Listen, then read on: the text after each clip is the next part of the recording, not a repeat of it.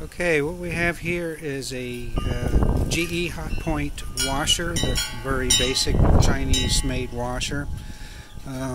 Here's the model number here, and I ran that, and I believe this is a 2014 model. This machine was sold to a lady from a guy on Facebook Marketplace, and he's in the business of buying and selling washers, I guess. And this had a couple of issues. She contacted me and said it made one hellacious bunch of noise, and then after about 4 uses of the washer, it would not, to agitate, it would not spin. So, gosh, we thought all kinds of issues here. At first, I considered the agitator coupling, and that's just a matter of pulling the agitator out, brute force, and there's a coupling there. That was all in very good shape, so that wasn't it. And then I got the machine home and wanted to have a look and see if the belt was gone. And the belt looks fine. There's the belt right there. That's all good.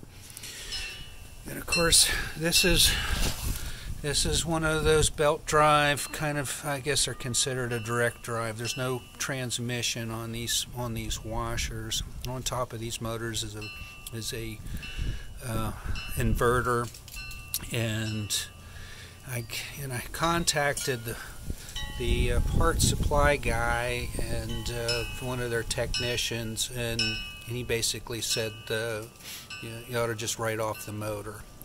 That's a $250 item. You can get them used on eBay, anywhere from 60 on up. But after looking at the machine and looking,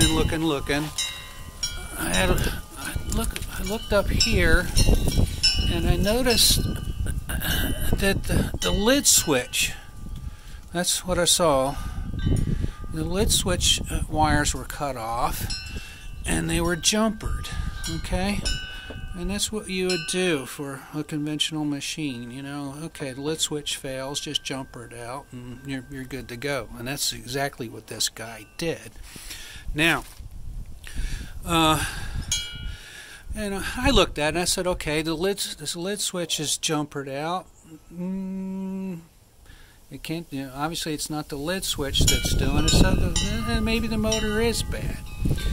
And then I started looking at the motor, and of course I got the plug pulled on here, right on the right side of this motor, and on this, there's a control board here, there's a red LED, and it blinks.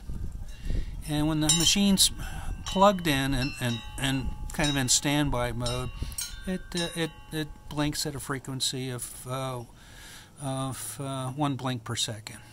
When it's in operation, it blinks. It's supposed to blink every half second. But when there's a code, it'll blink quickly. I think a quarter second apart, and then pause for like 6 seconds. And this one here was blinking 7 times and then going out, and then 7 times and going out. So obviously it was trying to tell me something. So after a while, I got on YouTube, and I found some guys who posted information about these fancy GE washers that have these various codes. And I found another YouTube video that talks about resetting these motors. So what I did was I went through the resetting procedure, and basically, the resetting procedure removes the code. So what I did was I unplugged the washer, and you're supposed to unplug it for at least a minute, and I would do it 2 minutes just to be safe. And And then what you do is you've got to then plug it back in, and then within 30 seconds you've got to cycle the lid switch 6 times in a 12-second period. So once again, you plug it in, you have 30 seconds to cycle the lid 6 times in a 12-second period. But of course my lid switch was disconnected, so what I had to do was take a mile of electrical tape off of this guy right here. Okay, I put a wire nut on it, and so what I did was I plugged it in and touched those 2 wires 6 times quickly, and then made up the wires. And what that did, it reset the motor, and it cleared the code. All good. All right, so I was happy about that, and I started the machine up, and it was just a hellacious metallic grinding noise. So another issue, and I thought the issues were related, but they were not. And what I discovered, again, another appliance pro on YouTube talked about these GE washers and the fact that they have these light metal pans underneath the motor assembly.